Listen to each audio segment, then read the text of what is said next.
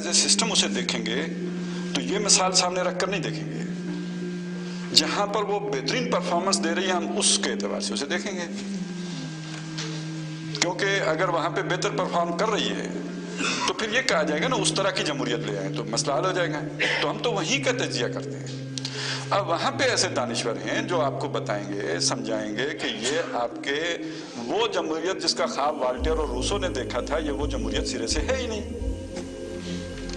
मैं इसको यूं समझा देता हूं आपको कि देखिए, जो खिलाफत नबी अकरम सल्लल्लाहु अलैहि वसल्लम ने कायम की थी वो दुनिया में 30 बरस रही, ऐसा ही है ना। उसके बाद बनु उमैया, बनु अब्बास और उस्मानियों की खिलाफत कायम हो गई या मुलूकियत कायम हो गई? मुलूकियत आ गई। नाम उसका उन्होंने क्या रखा? खिलाफत। तो ये जमहूरियत जो है ये सरमायादारों की मुलूकियत है, नाम इसका इन्होंने जमहूरियत रखा हुआ है। चुनाचे ये हुआ क्या, नबी अकरम सल्लल्लाहु अलैहि वसल्लम ने पहली दफा नौ इंसानी को ये हुर्रियत, अखुवत और मुसावात के उसूलों से रूशनास करवाया। दुनिया इससे, यूरोप तो डार्क एज में था ना, वो खुद मानते हैं ना, आज भी इस हकीकत को तस्लीम करते हैं। फिर ये जो लोग यूरोप गए, ज़ाहिर है इस्लाम गया और स्पेन में जो तरक्की हुई है, फिर वहाँ जो यूनिवर्सिटियाँ बनी हैं, तो यूरोप से भी इल्म के प्यासे लोग वहाँ पढ़ने आते थे। जैसे आज हम पढ़ने इंग्लैंड, अमेरिका जाते हैं तो लोग पढ़ने उस वक्त करतबा और की यूनिवर्सिटियों में आते थे। वहाँ मुसलमानों से जहाँ उन्होंने और उलूम व फ़नून सीखे, वहाँ ये उसूल भी सीखे। जब अपनी सोसाइटी का जाके जायज़ा लिया तो वहाँ कुछ और था। तो एक आहिस्ता, नज़रियात तो वही होते हैं ना, आहिस्ता आहिस्ता सरायत करते हैं, वो सरायत करते चले गए। इधर मुसलमानों ने उसकी जो अमली सूरत थी वो बिगाड़ दी। अब वो जो जज्बा था, हुर्रियत का जज्बा, अखुवत का जज्बा, मसावात का जज्बा, ये ज़ाहिर फितरत को भी अपील करता है। हम कहते हैं इस दीन, हमारा दीन दीन फितरत है, उसने लोगों को अट्रैक्ट किया, लेकिन उसकी शेप क्या हो, शक्ल क्या हो, रस्म क्या बने, ये मालूम ही नहीं। तो जब बच्चे के दिल में ख्वाहिश हो और बड़ी शदीद हो और उसकी सूरत उसे मालूम ना हो तो आप बहला सकते हैं ना, ये वो चीज़ है। तो नौ इंसानी को उस बच्चे की मानिंद बहलाया गया है।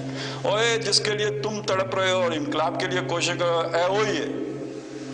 और ए वही जो था, ये दर हकीकत जब सरमायादारों ने देखा कि अब हमारा ये सूरज डूबने वाला है, बादशाही निज़ाम नहीं चल सकता, वो मिल बैठे और उनके पीछे वो ज़ुख़रुफ़ुल क़ौल गुरूरा का सारा निज़ाम है।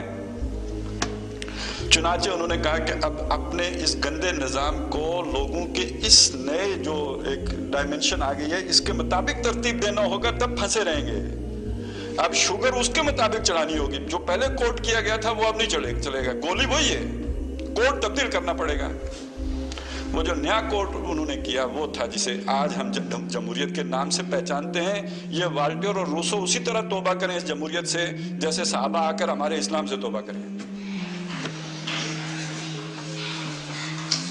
और इसको अल्लामा इकबाल समझे बस, और शैतान ने इसे करवाया। हमने खुद पहनाया, हमने शाही को पहनाया है जमहूरी लिबास। जब से आदम हुआ है खुद शिनासो खुद निगर, ये खुद शिनास हो गया, खुद निगर हो गया। अब शाही निज़ाम नहीं चल सकता था, हमने उसे जमहूरी लिबास पहना दिया, वही कोट तब्दील कर दिया। और होता कैसे है, पाकिस्तान को फिर छोड़ दीजिए, दुनिया में क्या होता है? जमहूरियत की जो रूह है वो क्या है? आज़ादी फ़िक्र। आज़ादी फ़िक्र कब होगी? जब आपके आँख कान आज़ाद हो ना, कि आपको जो इंफॉर्मेशन मिल रही हो वो सही हो, उसके ऊपर किसी का कोई दबाव ना हो, चेक ना हो, कोई कंट्रोल में ना हो, सही इंफॉर्मेशन आपको मिल रही हो, तब आप आज़ादाना सोचेंगे। उनका सोचो, आज़ाद सोचो, आज़ाद सोचो। इंफॉर्मेशन, मीडिया, और मीडिया की सारे उस तोते की जान सरमायादार की मुट्ठी में। आप देखते हैं ना, वो जब अमेरिका के खिलाफ कोई नफरत वाला काम होता है पाकिस्तान में, यूएस एड का इश्तिहार चलना शुरू हो जाता है मीडिया पे। ये क्या है, आपने कभी सोचा? ये मीडिया की वो रिश्वत है जो वहां से आ जाती है कि भाई हथौला रखना है, इन्हें पैसे मिल लेने। तो ये क्या, मीडिया अमेरिका में सरमायादारों के कंट्रोल में नहीं है? उनकी कमाई कहां से होती है?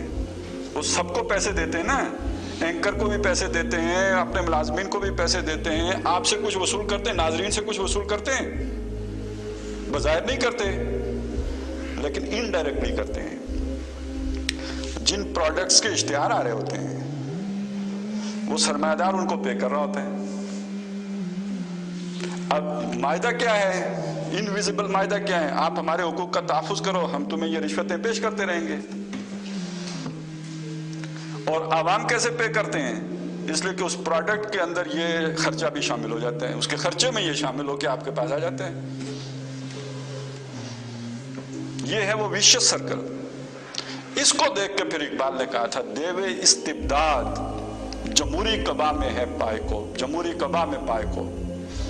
لباس جمہوری، اندر جو چھپا ہوا ہے وہ کون ہے؟ استبداد کا دیو۔ اتنا بڑا دیو تاریخ انسانی میں کبھی بنا ہی نہیں۔ تو سمجھتا ہے یہ آزادی کی ہے نیلم پری، تو بتایا گیا یہ آزادی کی نیلم پری ہے، لیکن اس میں استبداد کا دیو جو چھپایا گیا ہے وہ یہ راستہ ہے۔ جو پیور جمہوریت ہے، خالص جمہوریت اگر دنیا میں آ بھی جائے، جو آئی نہیں،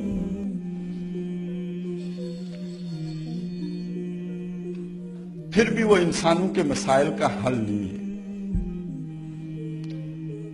علامہ اقبال نے جو تنقید کی ہے وہ اس اصل جمہوریت ہی پر کی ہے۔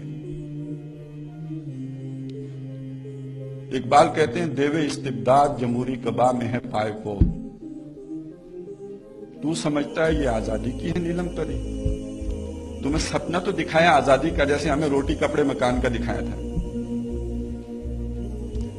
لیکن اس جمہوریت کے نتیجے میں آزادی بھی آتی ہے۔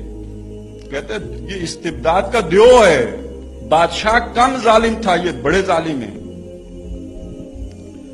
بادشاہ تو اپنی مخلوق کو، جو بھی اس کی رعایا تھی، اس کو اپنی بندے سمجھ کر پھر بھی جتنا غلاموں کو دیا جاتا ہے اتنا دے دیتے ہیں۔ یہ مکمل چوس لیتے ہیں، اس لیے کہ یہ سرمایہ داروں کی ڈکٹیٹرشپ ہے۔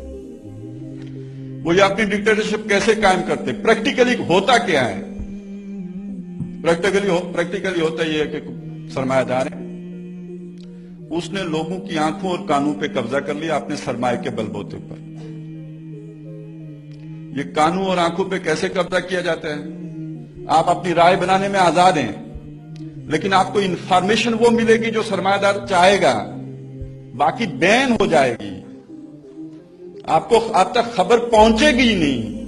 تو کہنے کو آپ آزادانہ رائے قائم کر رہے ہیں، لیکن یہ کہ آپ کو تو بڑی بری طریقے سے جو ہے وہ ایک خاص رائے تک پہنچنے پہ مجبور کیا گیا ہے کہ آپ کو انفارمیشن ہی وہ دی گئی جو آپ کو اس رائے تک لے کے جانے والی تھی۔ اور اس میں کردار ہوتا ہے سارا میڈیا کا، اور آپ کو معلوم ہے میڈیا کس کے سر پہ چلتا ہے؟ اشتہار کون دیتا ہے؟ سرمایہ دار۔ چنانچہ پھر جو اقبال نے جو شدید تنقید کی ہے، سب سے پہلے اسے منسوب کیا کہ یہ شیطانی نظام ہے۔ چنانچہ اقبال کہتے ہیں کہ شیطان کہہ رہا ہے اپنے ایلچیوں کو، ایک مجلس شورا ہے شیطان کی، اور ایلچی آ کے کہتے ہیں یار انسان جو ہے یہ بغاوت پہ آمادہ ہو گیا، ہم نے وہ جو بادشاہی نظام بنایا تھا اس بادشاہی نظام کے خلاف انسان نے بغاوت کر دی ہے، بڑا مسئلہ پیدا ہو گیا۔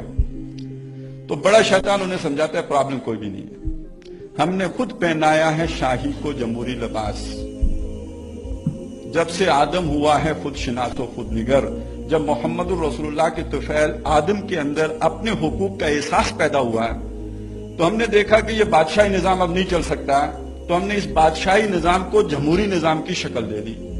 ہم نے کہا ایک فرعون ہوتا تھا، ایک نمرود ہوتا تھا، اب یہ نہیں چل سکتا، تم سب نمرود ہو۔ وہ ایک نمرود کے سر پہ ایک ٹن گندگی ہوتی تھی، ہم نے تولا تولا ماشا ماشا چتران تم سب کو منتقل کر دیا۔ لہذا میں بھی حاکم، تم بھی حاکم، اور ووٹ کے ذریعے سے میں اپنی حاکمیت منتقل کر دیتا ہوں اپنے نمائندے کو، جس کو جا کے وہ ایکسرسائز کرتا ہے پارلیمنٹ میں، تو حاکم تو میں بھی ہوں۔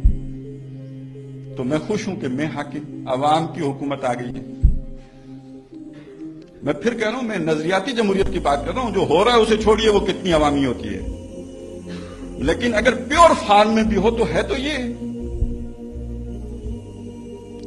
اور پھر جو عملی تنقید کی ہے اقبال نے، ذرا اس پر توجہ دیجیے گا ضرور. الیکشن، ممبری، کونسل، صدارت، بنائے خوب آزادی نے پھندے. کہنے کو آزادی ہے لیکن پھندے ہیں، مجبوریاں یہ ساری.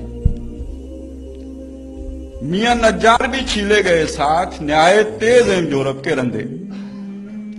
اور مشورہ دیا کہ اٹھا کے پھینک دو باہر گلی میں، نئی تہذیب کے انڈے ہیں گندے. اب یہ دیکھیے کسی مولوی کے اشعار نہیں سنا رہے آپ کو، شاعر مشرق، مبشر پاکستان، مصور پاکستان کے اشعار سنا رہے، جن کو کہتے ہیں ہم اقبال کی ڈیموکریسی ملک میں لانا چاہتے ہیں. یہ اس اقبال کے اشعار ہیں. اور آخری بات اقبالی کی، پھر کل ہی گزرا ہے نا یوم پیدائش اقبال ہم نے منایا ہے، چلیں اس انداز میں بھی منا کے دیکھ لیتے ہیں.